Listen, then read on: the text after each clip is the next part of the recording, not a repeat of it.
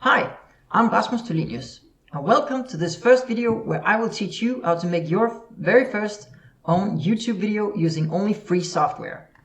The first thing you need is OBS Studio.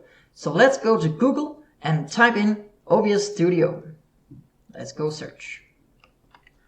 This is the official website, and just click here this download button. Then you select your operating system minus Windows. Then you hit the download installer. Then down here in the left corner, there is the download installer. You can double click it once it's done, or you can show in folder. I'll do that. I've already gotten this yesterday, so I'll just use this I got yesterday, so we don't need to wait for this download. I'll double click it, and then sorry about the black screen. Now it's asking me if I want this app to make changes to my device, and I just click yes. Then you just follow this installation wizard. It's really simple, and the path, just use the default and remember where it is, because you might need it later, but for now don't worry about it. Follow it, but I will not, as I've already installed OBS Studio. So let's go in and see what it looks like when you got the software, sorry. Here it is, OBS Studio, what it will look like. It's divided into some windows. First, this is the showcase window, and then there are the control panel in the bottom. The control panel is divided into several sections, where the first is the scenes. Scenes are a different type of preset you can have for multiple things, such as in the beginning I had full cam and hello, and then we can go back. And then there's this preset that I've made. Now, if you want to make a new scene, I think there's a default one, but you can make a new scene. Just hit this plus button and call it whatever you like. I've made a scene, call it new scene. Click OK. I'll click cancel for now. Now, let's say we have this new scene that you've made. Then the next thing we have to look at is the sources. The sources is what the scene is getting. And first of all, I've added some already. You would have none, as you see in my thumbnail, but this is because otherwise you wouldn't be able to hear me or see my screen. So I've already added audio capture and display full screen. Now, how would you add these? Let's say I want to add the audio capture. I go to audio input capture, and I'm fine with the standard name. And then I could use default. It most likely it will work with whatever you got, but I want to select the microphone that I have within my camera because it's fine. I don't want to accidentally use my headset as it's lying somewhere else. Well, I'll use my camera microphone, click OK. Now you're probably able to hear me twice. Actually, I think you were already when I chose this, so I'll quickly remove the one that was there before, audio capture. And I do that by clicking this little minus here. Are you sure you want to remove it? Yeah. Good. Now there's only one voice again. And then let's add this display full screen. It's actually really a display capture. And what this is, it displays everything. Everything that I'm showing. It displays my OBS, my cursor, my background, and my windows open, so it displays everything. It really is the easiest one to start with because it's just share your screen. You could get into some like game capture where you only show your game, and then you can do other things, open a calculator and stuff like that without that being showcased in your video. And there are other sources as well, like a single window or a browser you could use. You can see what you can get, but for the first part, just go with display capture, as it captures everything and it's the easiest one to go with.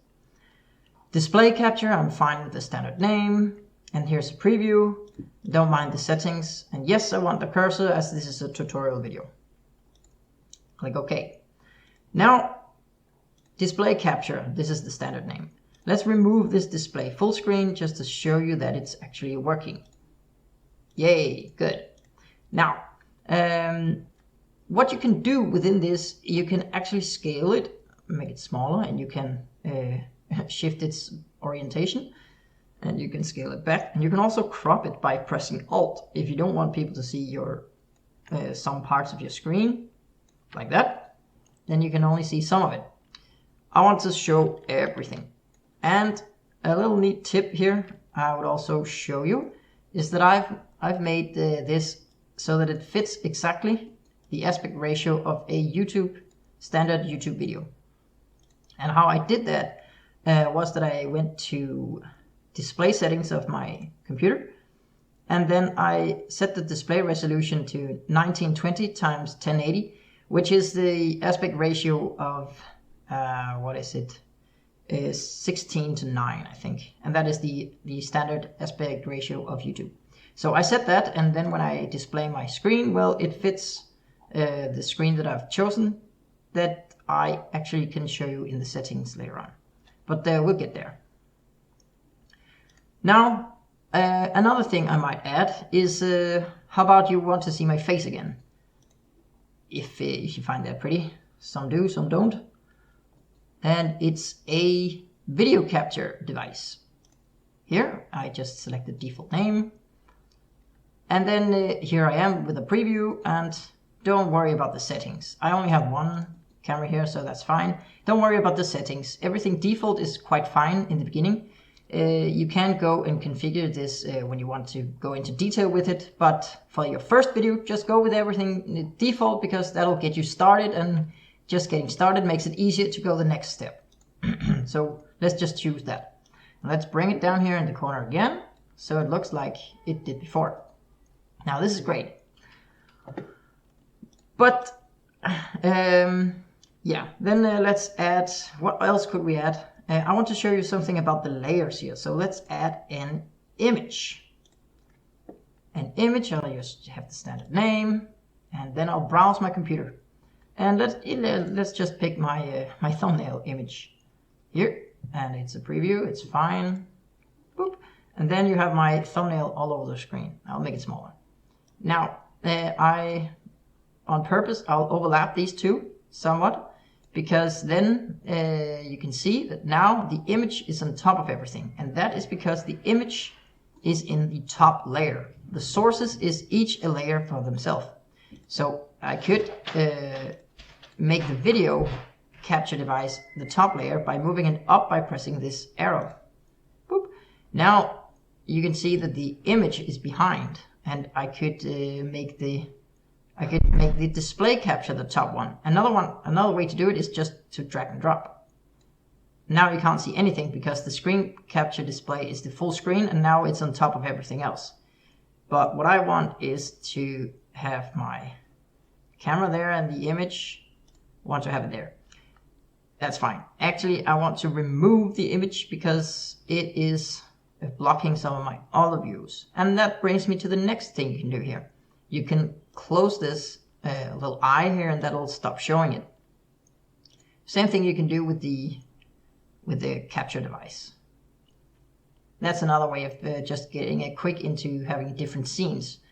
But yeah. Another thing you could do here is actually, I want to do this because you can't have two sources targeting the same video. So if you see here, even though my cam, as I called it, is on, you can't see it. That's because it's shown here in another source.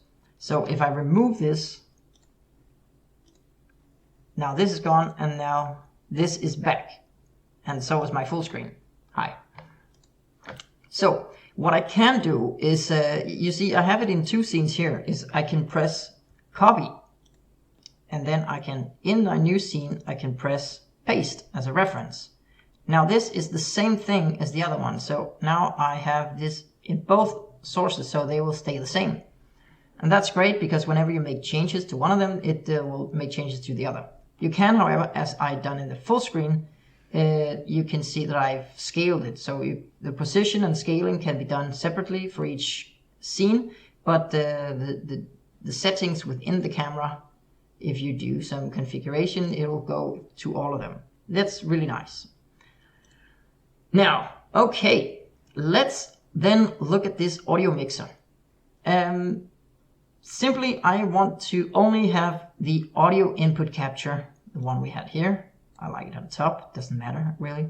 But the audio input capture, I want that to be the only audio source for this video. So I will see there's another thing here. I'm actually not sure what it is, but I don't like it. So I'll remove it. I'll remove my computer sounds. This is also important if I get a notification or some blips and blobs that would distract my viewers in my video. So I remove that, and I remove everything else as well, apart from the input audio. Now, that's good. Then there's scene transitions. You can do fade and you can do cut. And what it does is really it just fade is a transparent way of going, and the cut is a quick way of going. I like fade, but you can choose yourself. Duration as well. You can up or down the duration of the fade. Well, simple stuff. Now, there is this control panel here. You can start streaming. I don't do that. And you can start recording or stop recording as I'm recording right now. And then studio mode, I haven't gone into that, and I don't suggest you do it either. Not yet. And then there's the settings. I would like to show you a few settings. Now, let's see here. The general settings is quite fine. Just go with the default. Don't bother in checking out what everything is. If you're streaming, you can select a service. I'm not. I'm going with an output because I'm recording videos. Then you can go between simple and advanced showing. And if you're streaming, you're likely to have your face down here. And if you have it like that or not at all, then the standard setting is quite fine for everything. Then recording. Make sure you go to advanced. Then the recording format is MOV. That's a good one. And then the scale output. You see now this scale output is 9020 times 1080. That's the same as YouTube. I can't change it right now as I am recording. But yeah, this fits my screen right now and it fits YouTube. So that's nice to have. Then there's rate control and this bit rate. It's basically how many pixels that you have on your screen. And the standard is 2500. But if you at some point want to go full screen, that's my experience at least, that if you want to go full screen with your camera, then I've opted with a factor of 10. It makes your file that much bigger and it takes more computer power, but it's just a bit better quality. So I like doing that. You can find your sweet spot in quality versus speed, and yeah, if your computer can take it. So yeah, then I would like to go at a very, very nice thing. This is hotkeys. When you click hotkeys the first time, everything will be blank, and that's actually really, really nice, because then you don't accidentally click something that you didn't intend it. So you have to set up your own hotkeys for everything, and that I find really nice. Now I have set my start and stop recording to caps lock, and the simple reason for that is that now I can look at my keyboard and I can see this little lamp showing, and if it's on, then I'm recording. Because you could be recording without being able to see OBS Studio, and then you wouldn't know. But now I do know with my little caps lock on. And I can also stop it using the same hotkey. And then the other thing that I'm actually using is switch scenes. I press 1 or 2 or 3, and then I can see the scenes. If you are supposed to showcase something where you will write your password or write something and it will contain letters, then it's a bad idea to have these hotkeys, because it will switch scene wherever you are, whatever you're doing. OBS will trigger on these hotkeys. So keep that in mind. But I find it nice. It makes a smooth transition whenever I'm doing stuff. Okay, and that is actually all you need. You could go ahead and just stop recording and then, oh, one more thing. The settings and the output, sorry for that.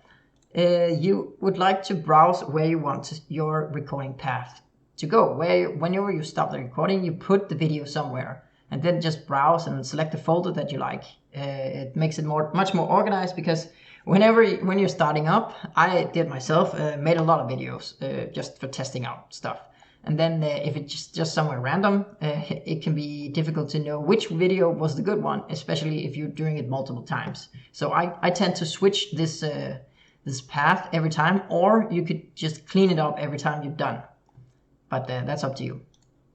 Now you got everything you need. You have you can make a video of something that you like, and you can actually just take this video and upload it to YouTube. That's fairly simple. But what I would suggest is that you watch my next 3 videos.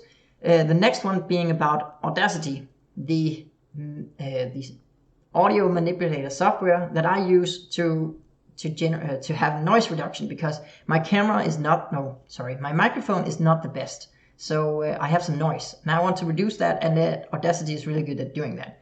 So if you're interested, you can check it out, and if not, well, that's okay. That's up to you. I would like to say thank you for watching, and have a good one.